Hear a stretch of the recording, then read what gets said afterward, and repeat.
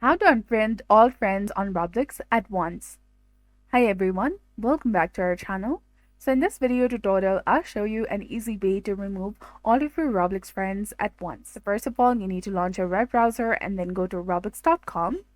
After that, log into your account. Now you're logged in.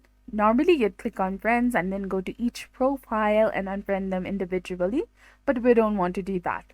Instead, I'll show you an extension that lets you remove all of your friends at the same time.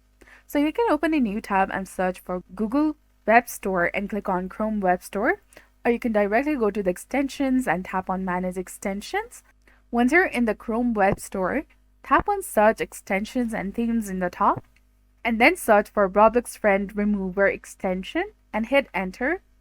You will come across various extensions which is available on Chrome Web Store, but go ahead and tap on, but scroll down and then tap on Roblox Friend Remover, which is rated 4.7, and there you can see the indication that removes friends on Roblox with just one click.